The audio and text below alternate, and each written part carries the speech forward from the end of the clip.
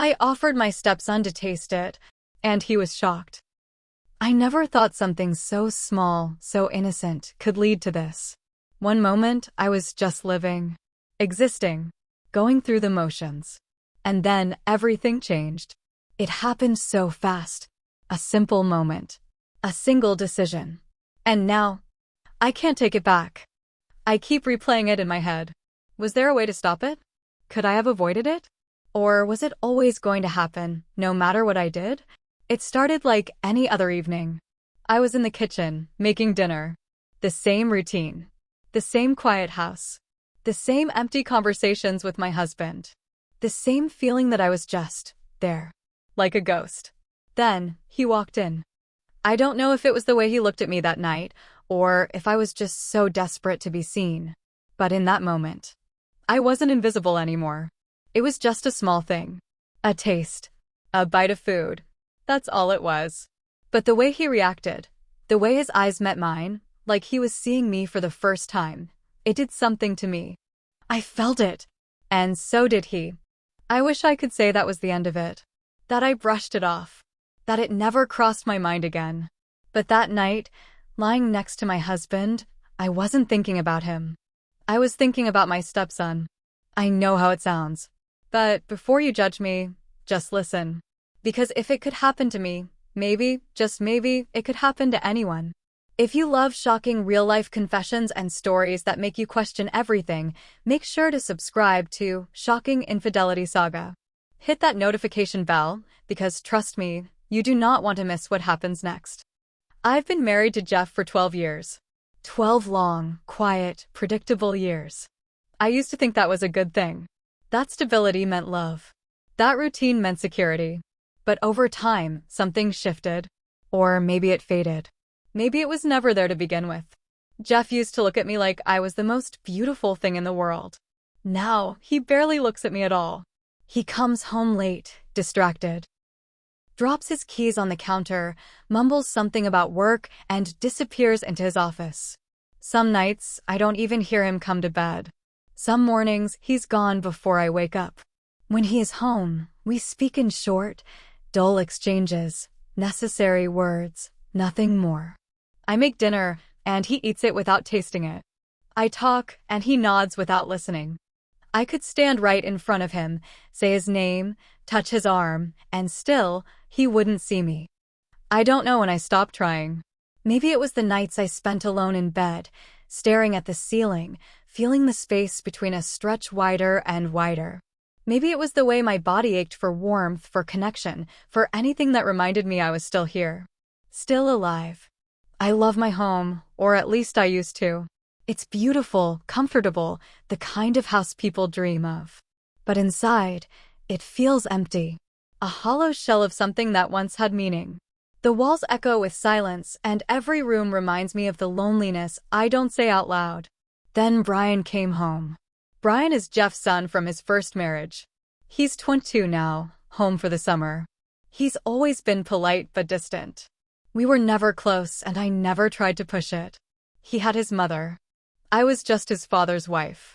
But something is different now. At first, it was subtle. A glance that lingered a little too long. A pause before he spoke to me, like he was choosing his words carefully. An innocent compliment that made my stomach tighten in a way it shouldn't have. One evening, he reached past me in the kitchen. His hand brushed against mine. A simple touch, but I felt it. And I think he did too. I should have ignored it. I should have laughed it off, pushed it away, told myself it was nothing. But the truth is, I didn't want to. Because for the first time in years, someone was looking at me. Really looking. And I wasn't invisible anymore. It was a quiet evening. The kind of evening that felt like every other. The house was still, the air thick with the scent of onions and garlic sizzling in the pan. Jeff was out, some late meeting or work obligation, another excuse that had long stopped mattering. It was just me in the kitchen, stirring, seasoning, tasting. Then I heard footsteps.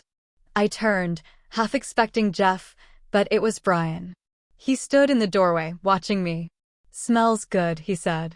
I smiled, a small, polite thing, and turned back to the stove. I was used to being alone in the kitchen. Jeff never joined me. Even in the early years, when things were good, cooking had always been my thing. It was something I did for us, but it was never something we did together. So when Brian stepped forward and said, "Need any help?" I hesitated. He had never offered before. I glanced at him, searching for a reason behind the sudden change. But his face was open, relaxed. Just an innocent gesture. "Sure," I said. He rolled up his sleeves, and I handed him a knife. "You can chop the tomatoes," I told him. I expected him to work in silence, but he didn't. "So, does Jeff ever cook?" His voice was light, teasing. I let out a dry laugh. "No. He barely even knows where we keep the salt." Brian chuckled. "Figures." There was something in his tone, something knowing. I glanced at him again, and for the first time, I really looked. The boy I once knew had faded. He wasn't just Jeff's son anymore. He was a man now, broad shoulders, strong hands, a quiet confidence that hadn't been there before. He caught me looking, held my gaze just a second too long. I turned back to the stove. We worked side by side, and for the first time in a long time, I didn't feel so alone. Then he did something unexpected. He bumped his shoulder against mine, playful. "You're slow," he teased. I raised an eyebrow.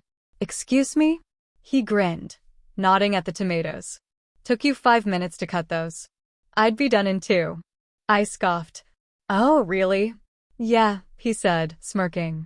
"You're lucky I'm here." I laughed. An actual, genuine laugh. It felt foreign, like something I hadn't done in years. I shook my head. "All right, hotshot. Let's see if you're as good as you think you are." I grabbed a spoon, scooped up some of the sauce, and held it out. "Taste." He hesitated. I hadn't expected that. His eyes flickered to mine, and for a split second, the air changed. Then, slowly, he leaned in. He was close. Closer than he needed to be. His lips parted, and he took the spoon into his mouth. I watched his throat move as he swallowed. He closed his eyes for a second, then exhaled. "Wow, this is amazing." I swallowed hard. It was just a compliment. Just a taste of food. Just a normal moment. But it wasn't. Because in that moment, something shifted. Something silent. Something dangerous. He licked his lips. "Seriously, this is the best thing I've ever had." His voice was softer now, lower. I forced a smile. "Glad you like it."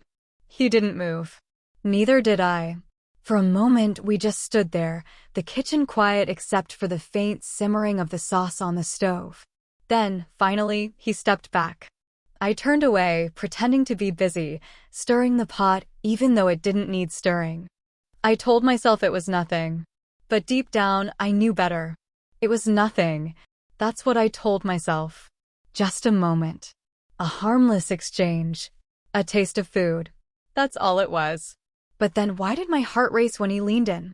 Why did the heat from his body linger on my skin long after he stepped away? Why did he look at me like that? I went to bed that night, lying next to Jeff in the same bed we had shared for years, but it felt colder than ever. He was turned away, his breathing deep and steady. Fast asleep. Unbothered. Unaware. I should have been asleep too. But my mind wouldn't let me. I kept replaying the moment in the kitchen, dissecting every second, every glance, every shift in the air. It was innocent. It had to be. Or was it? I closed my eyes, forcing the thoughts away. But the guilt had already started creeping in, wrapping around me like a second skin. I was imagining things. That had to be it. Maybe I just missed being seen. Maybe I was so starved for attention that I read too much into something simple. But if that was true, why did it feel different? The next morning, I told myself I wouldn't think about it. I would go on like nothing had changed. But something had. I noticed him more. The way he moved, the way his muscles flexed when he lifted something heavy, the way he ran a hand through his hair when he was deep in thought. The way his voice lingered in the air when he spoke. I noticed his scent, fresh, clean, something familiar yet new at the same time. And then there were the little things. How he started coming into the kitchen more often, always finding a reason to be near me. How he waited just a second too long before looking away when our eyes met. How his presence filled the empty spaces in the house that I had long since stopped noticing. And I wasn't the only one who noticed. One afternoon, as I folded laundry in the living room, Jeff walked in, pausing for a second before speaking. "Brian's been around a lot more lately," he said casually, but there was something behind his words. I didn't look up. "He's on break from school. Where else would he be?" Jeff made a sound, something between a chuckle and a scoff. "Yeah, guess you're right." I didn't ask what he meant by that, because deep down, I already knew. I told myself to stop, to pull back, to be careful. But it was already too late. Because once a door like this cracks open, it's almost impossible to close. It didn't stop. I told myself it would, that it was just a passing thing, a trick of the mind, a temporary lapse, a craving for something I had no business wanting. But the moments kept coming. Small, fleeting, but impossible to ignore. One evening, we ended up in the living room together. Jeff had gone to bed early, drained from another long day at work. I should have gone, too. But Brian was there, flipping through the channels, and I hesitated. "Movie night?" he asked, looking up at me. I almost said no.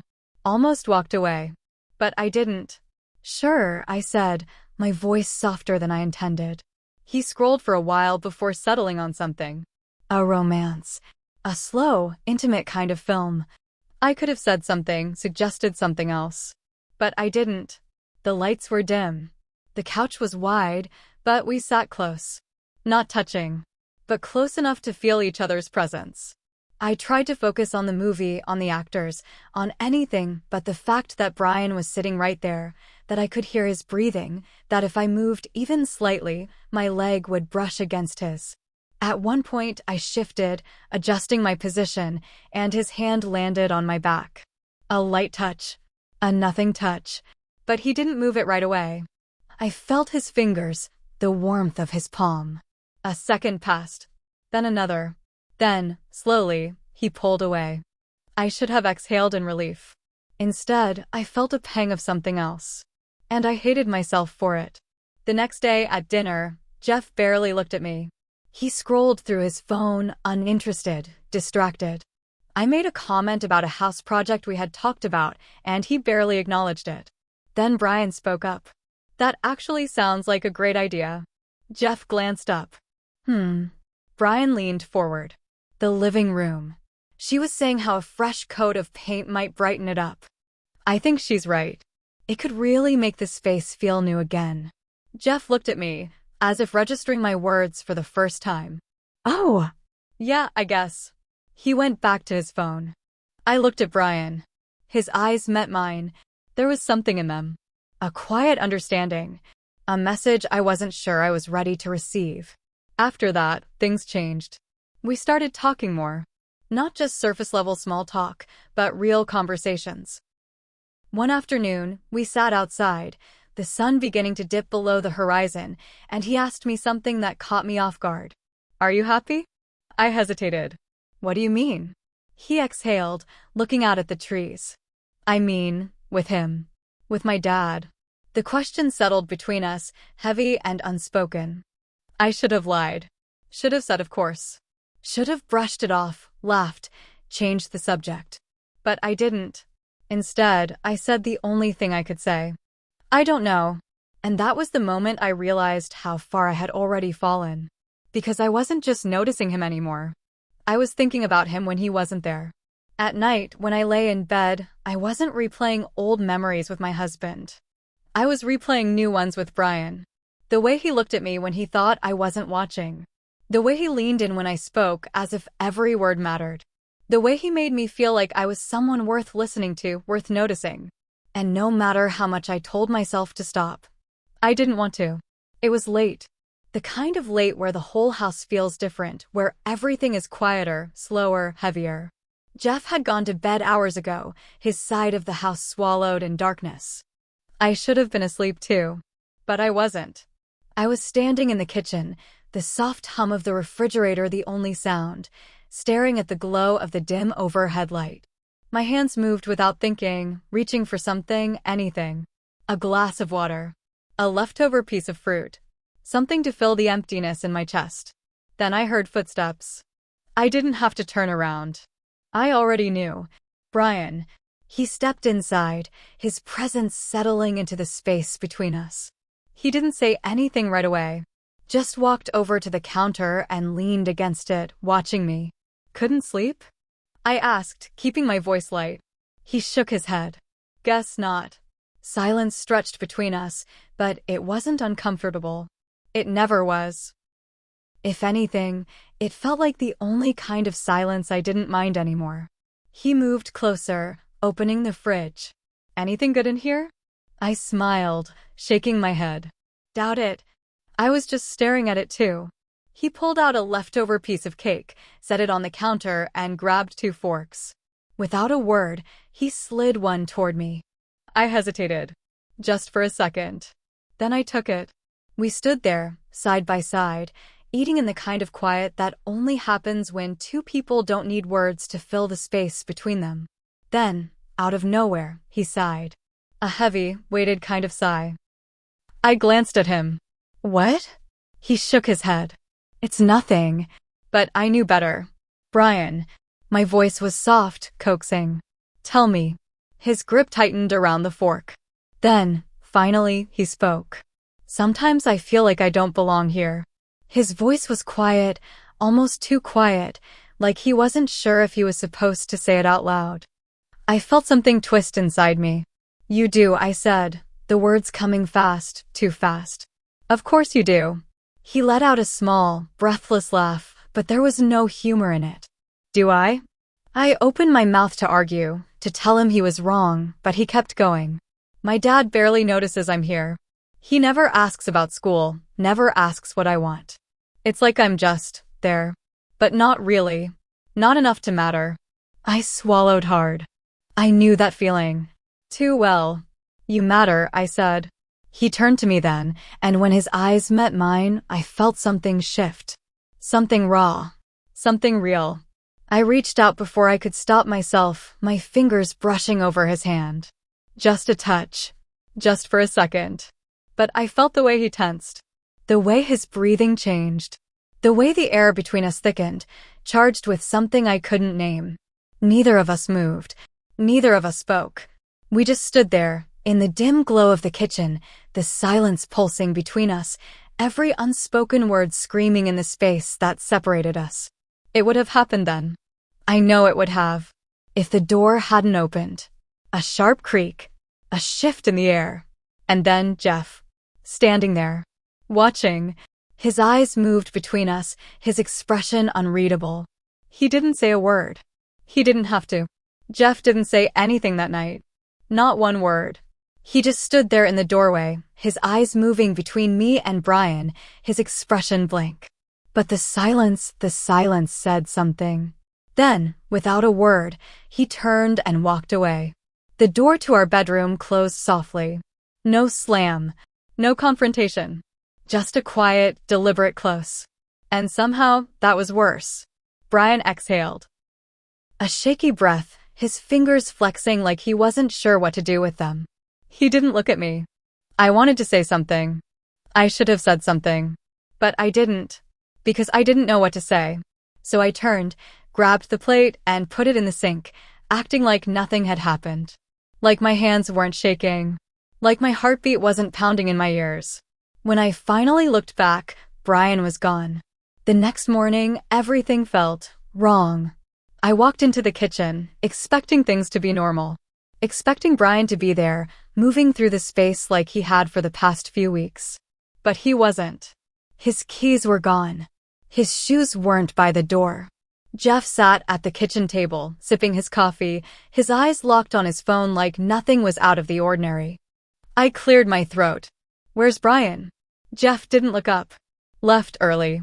I nodded, swallowing the unease rising in my throat. I wanted to ask more, but I didn't. Because something about the way Jeff answered made me feel like I shouldn't. I moved around the kitchen, making breakfast, trying to act normal. But normal wasn't there anymore. I could feel Jeff watching me, even though I never caught his eyes directly. He was there in a way he hadn't been in a long time. present. Not lost in work. Not absent in his own home. And that should have felt good. But it didn't. Because something had shifted. That night, he came home earlier than usual. He kissed me before heading to the shower. A real kiss. Not just a quick peck or a distracted gesture. His lips lingered, his hand on my waist just a second longer than it should have been. Later, at dinner, he asked me about my day.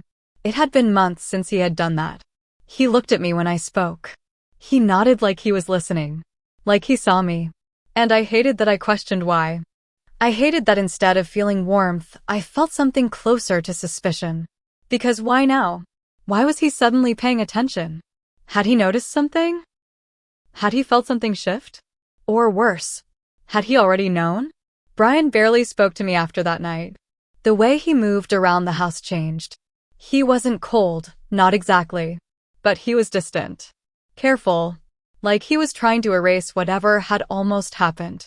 He stopped hanging around the kitchen when I cooked. Stopped watching TV in the living room when I was there. Stopped looking at me when he spoke, his words clipped, his voice neutral. And that should have been a relief. But it wasn't. Because the silence between us wasn't empty. It was heavy. A weight pressing between us, something unsaid, something unfinished. And I wasn't the only one who felt it. One evening, as I walked past the dining room, I caught Brian sitting alone at the table, his fingers gripping the edge, his jaw clenched. For a moment, I thought he would say something. But he didn't. Instead, he got up and walked away. And I stood there, gripping the back of a chair, my stomach twisting, my chest tight. Because I knew. This wasn't over.